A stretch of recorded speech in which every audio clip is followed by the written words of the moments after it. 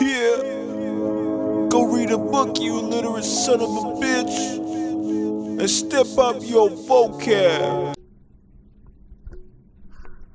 Hey everyone, I'm back. This is Lulu, and you are listening to the Classic Press podcast.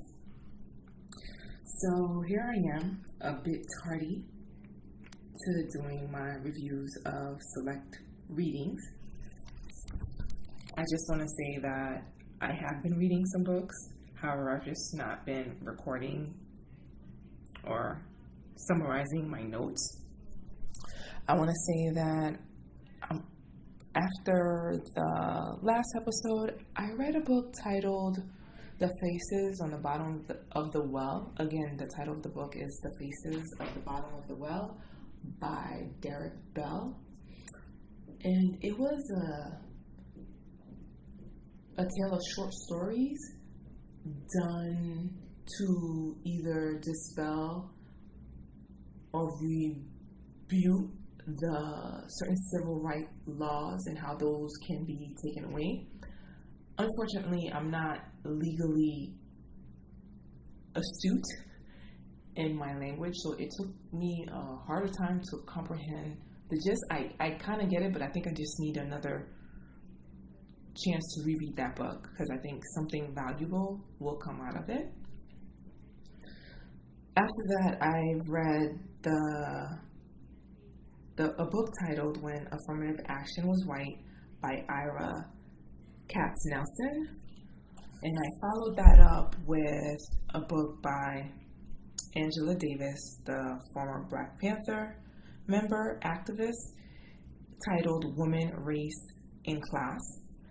But for today's episode, I will be discussing When Affirmative Action Was White by Ira Katz-Nelson.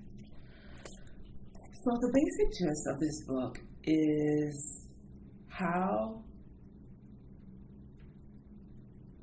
Black mobility was obstructed. And it basically explores the connection between race and class through the use of domestic policy. And it raises a focal lens on what we call the, in quotes, middle class, and what the concept of the middle class is, the aspirational ideals of hard work, individualism, respectability, shared values, all those good terms.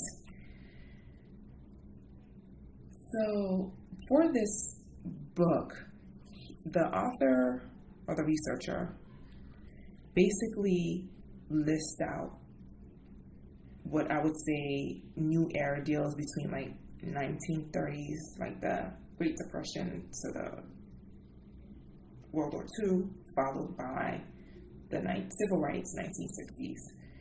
And it lists and dedicates chapters to domestic policies that the federal government created or enacted to generate the middle class that we have experienced, but in doing so, how it highlights how it systematically excluded Black Americans. And also, it kind of highlights how you can see the wealth disparities between the different demographics within the U.S. And by demographics, I mean racial demographics. The book starts with President Lyndon B. Johnson's speech to Howard University graduation, so most likely 1960s.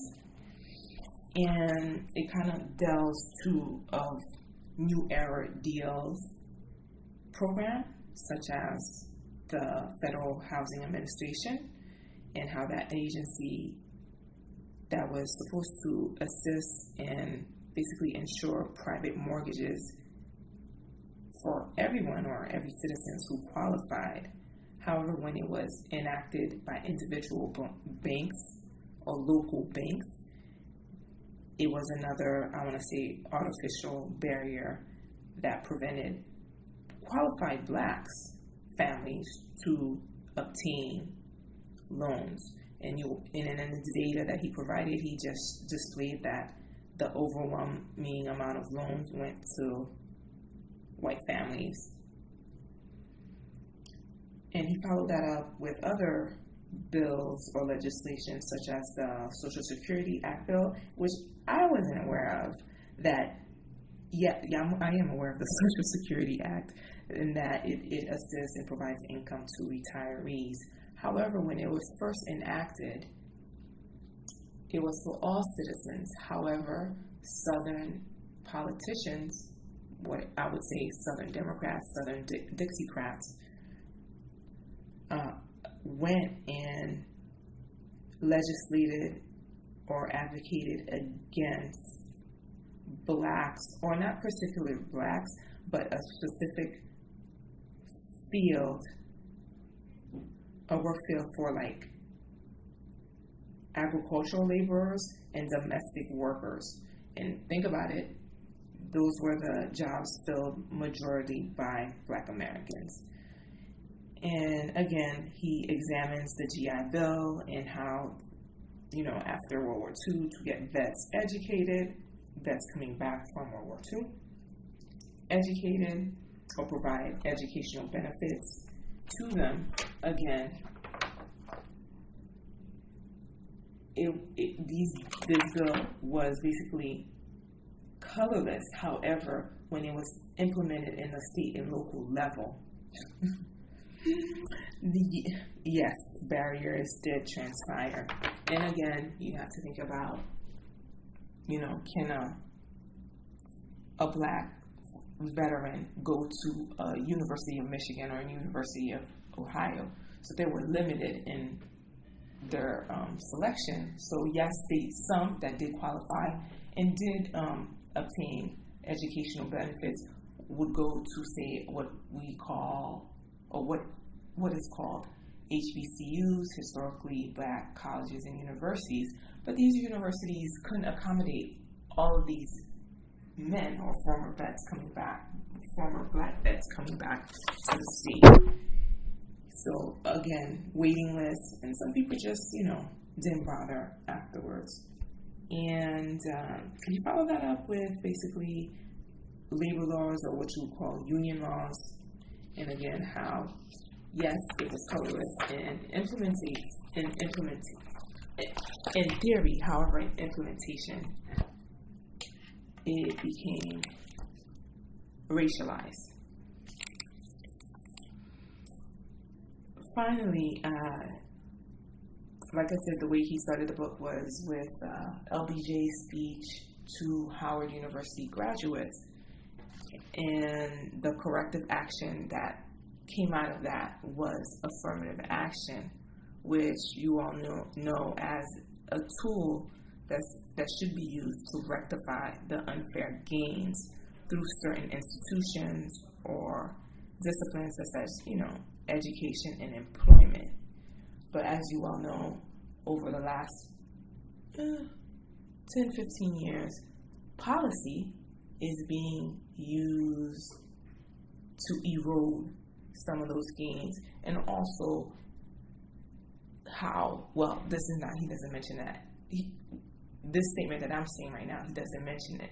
But however, other groups or other demographics are utilizing affirmative action, which may have been is a detriment to Black Americans. So therefore, now we have women who are considered minority. You have Asians and other new immigrants coming in who are utilizing this affirmative action policy that was, I assume, should have been specific to Black Americans. So overall, the takeaway from this book was that there was an artificial barrier. Yes, these laws and policies were great. However, when it was being implemented individually, there were artificial barriers that was created and existed that prevented blacks in participating fully in these gains And also, it talks about, social equality. For my takeaways, the concept of social equality, I'm still trying to formulate that. What does that mean to be equitable? Is it just I'm socially accepted in public spaces, and when you are in these spaces, and you be it in the workforce, how do you navigate that when, well, for me, the psychological of being maybe possibly the older one, the only one, and most likely not seeing someone who you can mimic the path of someone who is an elder, who you could say, all right, I can see the path because I see someone ahead of me, and in the same token, you're looking back and you don't see anyone behind you that resembles yourself. So again, basically the takeaway was, great domestic policies were instituted. However, artificial barriers were baked in, or how it was administered created artificial barriers.